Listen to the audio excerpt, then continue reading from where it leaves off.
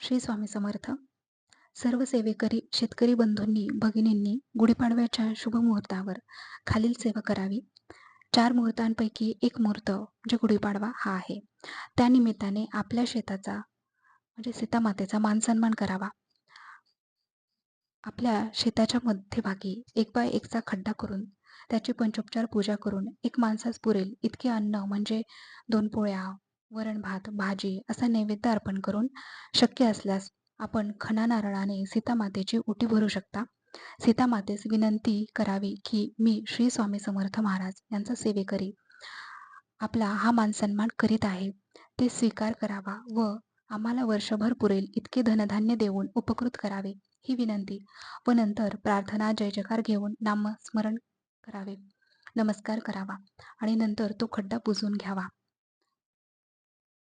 खणा नारळाने ओटी भरल्यानंतर सीतामातेची ती ओटी जमिनीत पुरू शकता किंवा ती ओटी तुम्ही एखाद्या गरजू महिलेला देऊ शकता. शक्यतो तसंच करावं. एखाद्या गरजू महिलेला दिल्यानंतर सीतामातेला दिलं आहे असा भाव ठेवून दिलं तर नक्की त्या स्वरूपामध्ये सीतामाता तुमचं खणा नारळाची ओटी स्वीकार करते. आणि त्याचबरोबर भुवनेश्वरी मंत्र ओम ह्रीं श्रीं क्लीं भुवनेश्वरी नमः हा मंत्र 16 वेळा जमिनीला स्पर्श करून म्हणावा आणि हा मंत्र रोज म्हटल्यानंतरही खूप अनुभव येतात, खूप बदल जाणवतात आणि भुवनेश्वरी माता धनधान्यापासनं सर्व सामर्थ्य, सर्व ऐश्वर्य देते. भुवनेश्वरी माता ही दशविद्यांपैकी एक माता आहे.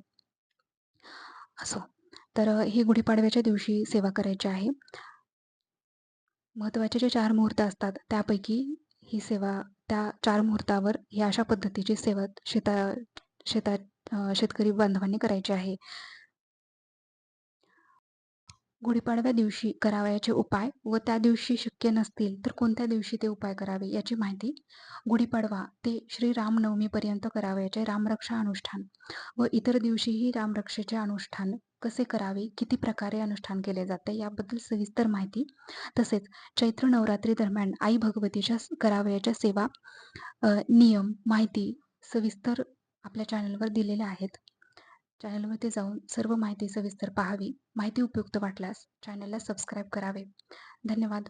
श्री स्वामी समर्थ.